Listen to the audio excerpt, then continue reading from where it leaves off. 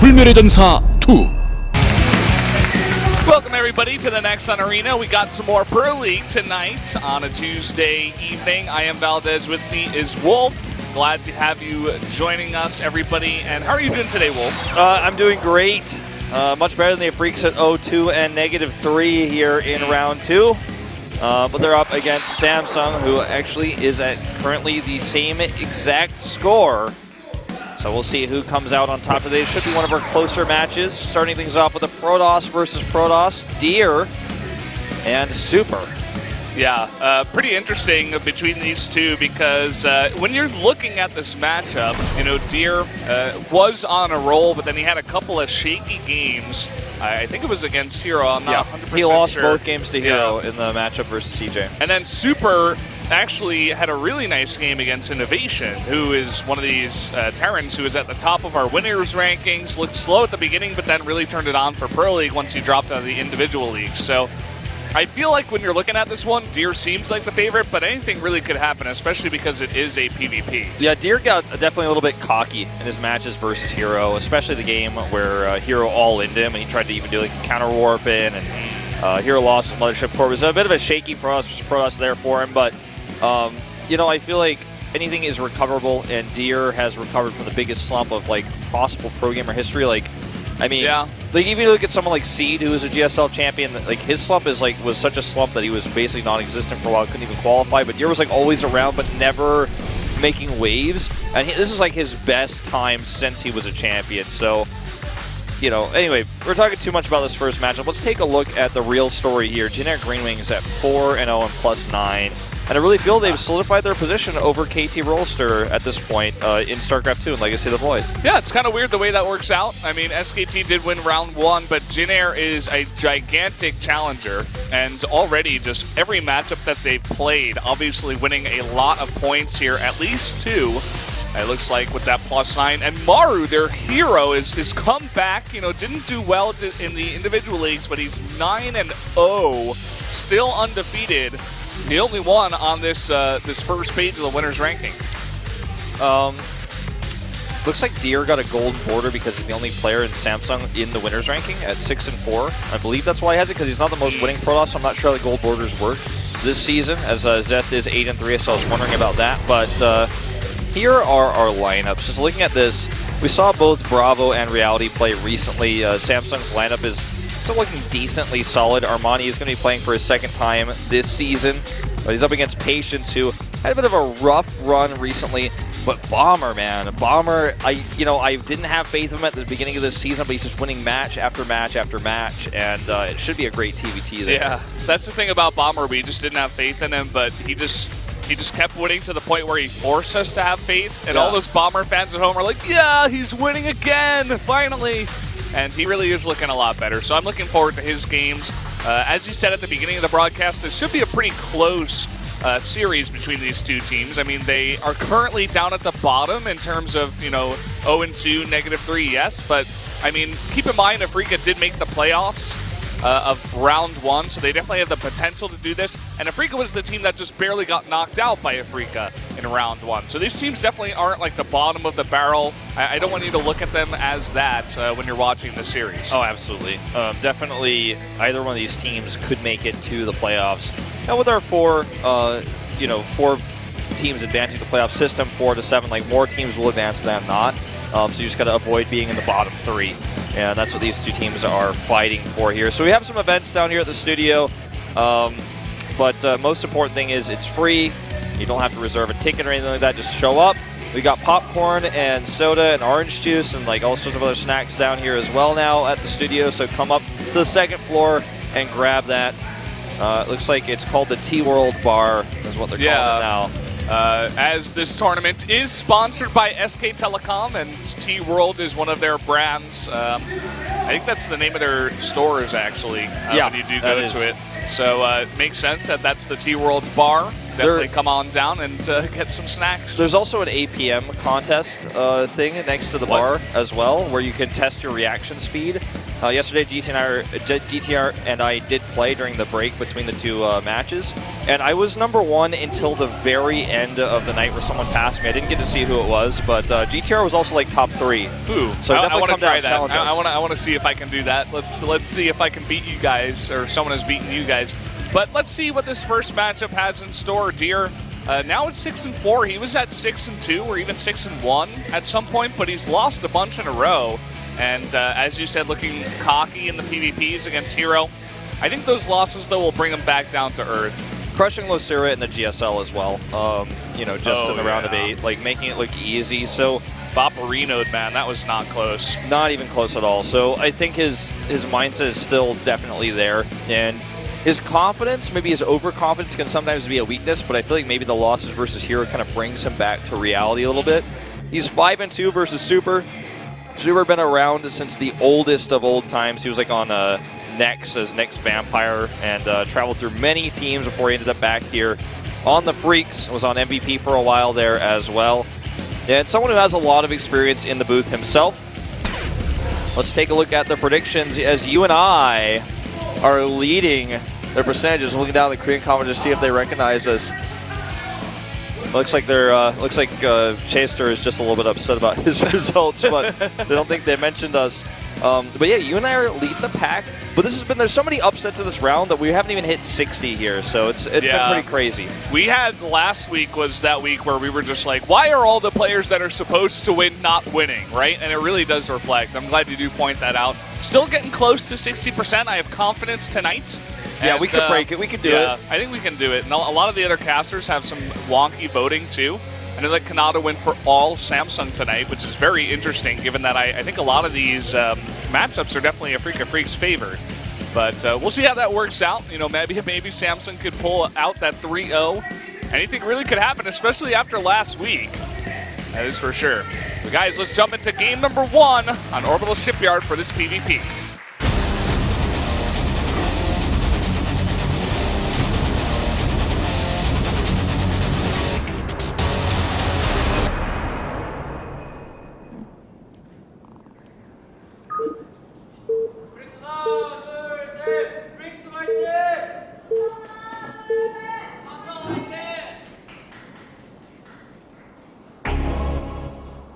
Up here in the top right, in the red, one of our Protoss players for this first matchup, it is Super.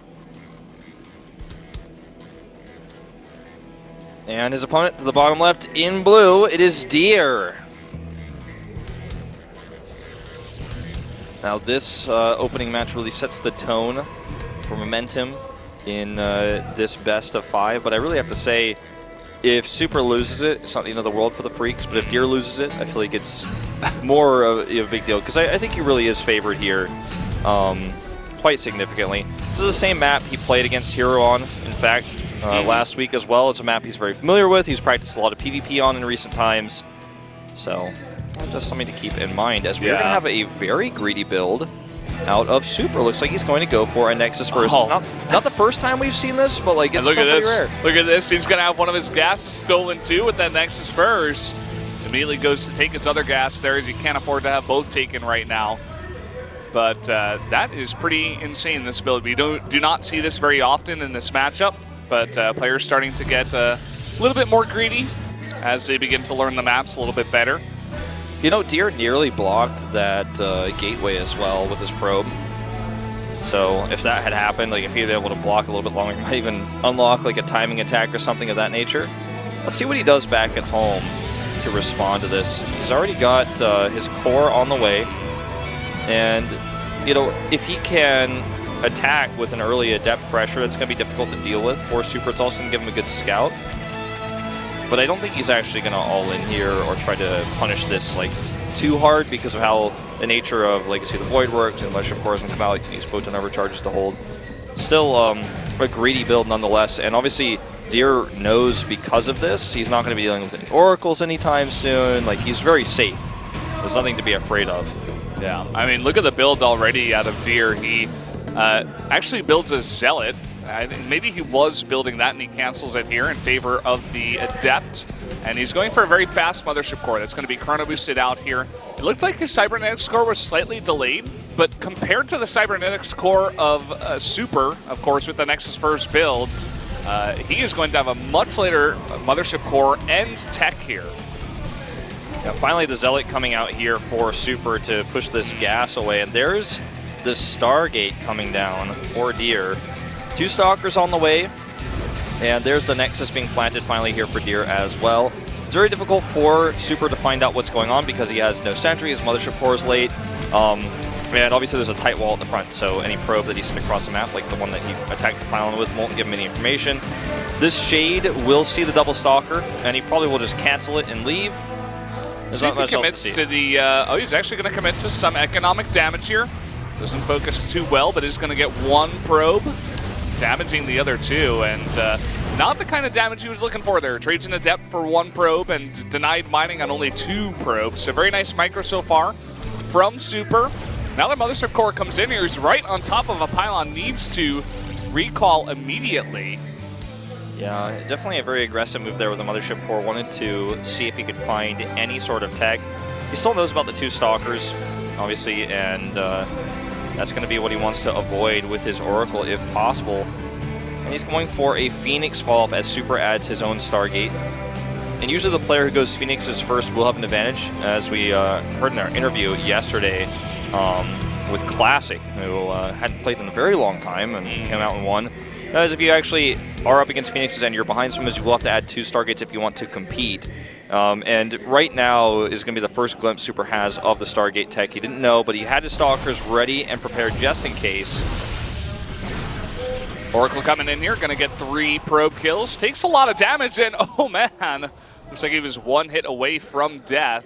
Mothership core not in position to overcharge there at the same time. Perhaps he thought it was a scare tactic to possibly force some overcharges while maybe like a warp prism came in. He had really no scouting information in the base of Deer, so just wanted to keep it safe.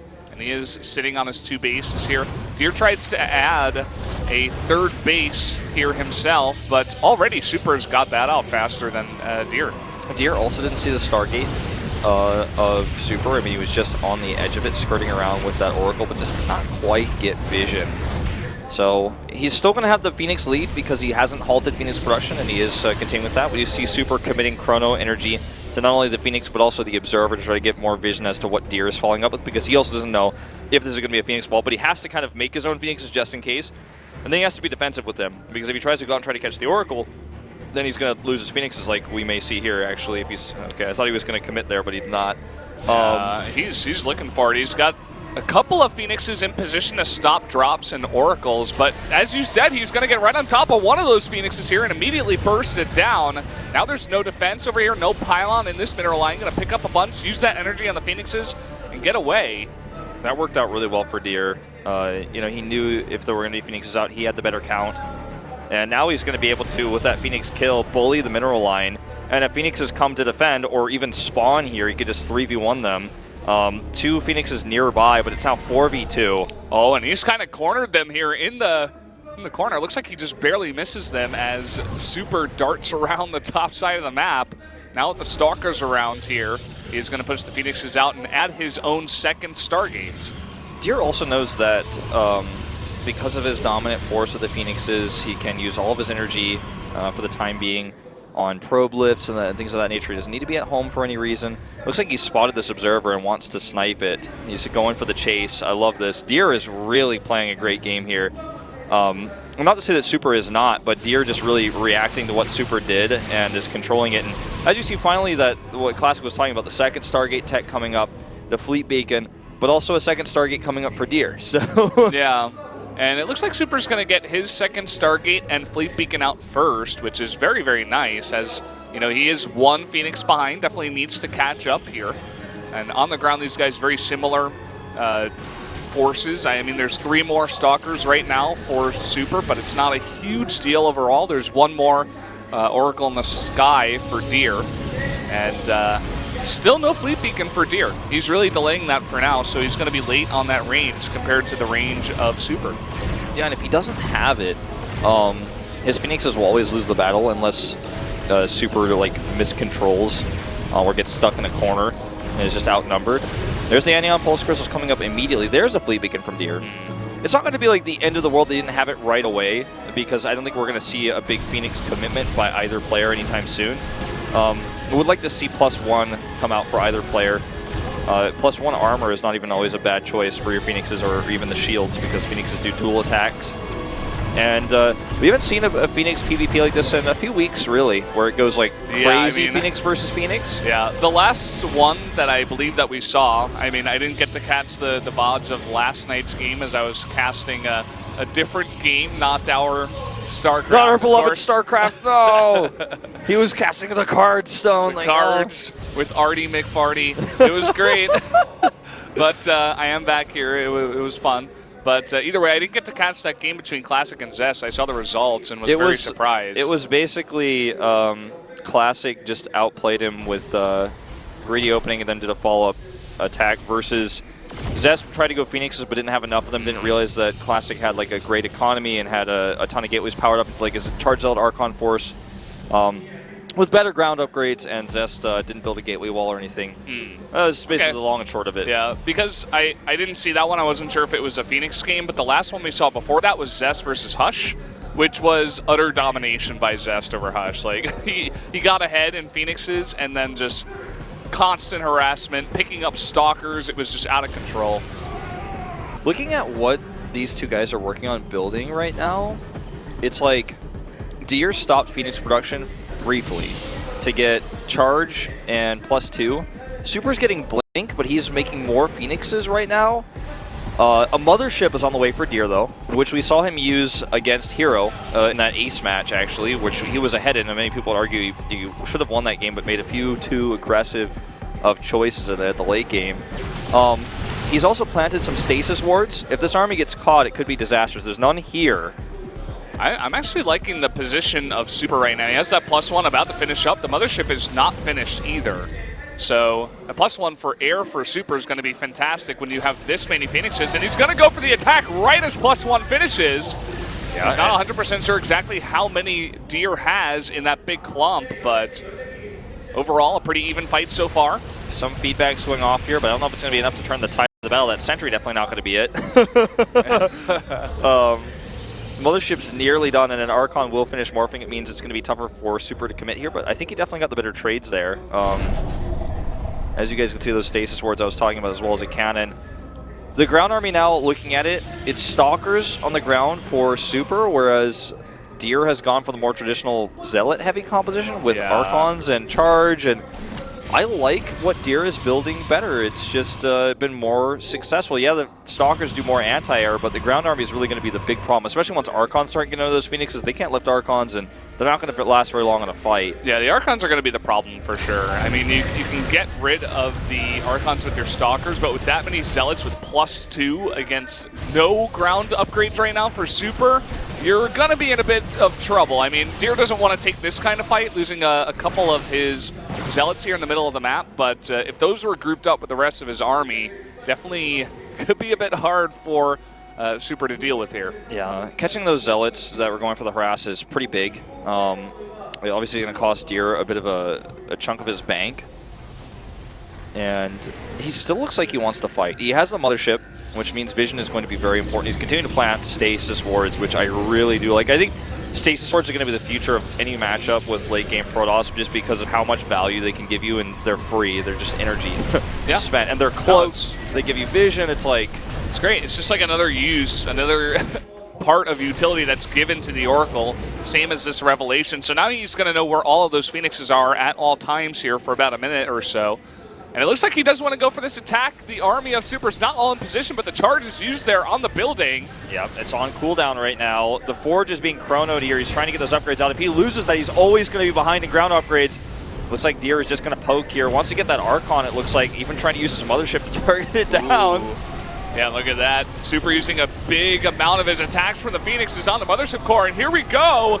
Deer is committing to this, and it looks like he wants to take the battle in the sky. Another big warp in here from Super on the ground from those Zealots, but still very close. But look at this, the Phoenix is lifting everything that's left of Super as he does win that air fight. He wins the air fight because of the tanking of the Mothership, as you mentioned, the dodging with the cloak, and also just the fact that he had too many Archons won him the ground fight overall. And look at this, High Templar coming in for big feedbacks, but it's not going to matter. They all get picked up here. And with just another round of reinforcements, this game should end in Deer's favor, taking now a 60 supply lead. Yeah, and there you have it. I mean, that was just really, really nice control from Deer in that fight. Having the ground upgrade also did help out, but GG! Deer does take game number 1 for Samsung. He was just a few seconds away from finishing +3 as well. I mean, think of that.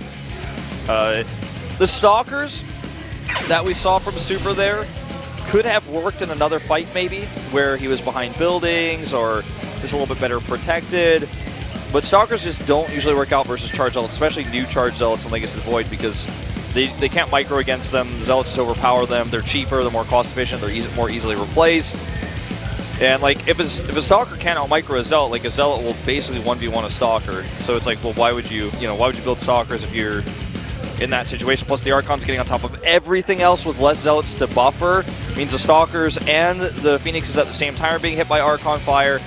And I really liked how Deer controlled that. He was like, he was trying to dodge Phoenix shots with a cloak field and tanking a Phoenix shots with a mothership to engage like that. Then also basically like targeting down that Archon, making sure it was gone. And he's like, well, I've got like 4 Archons, you have none. You were trying to get some more in, but you're too slow.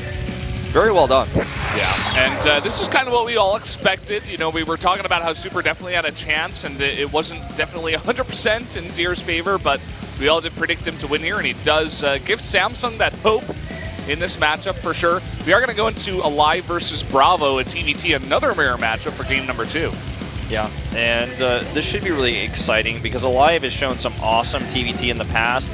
I don't know how good his TVT is going to look today, but just like historically speaking, it's been very, very strong, even at the beginning of Legacy of the Void. Yeah, Alive had one of those, you know, I guess maybe one of the first historic games that we had from Legacy of the Void, the TVT against TY.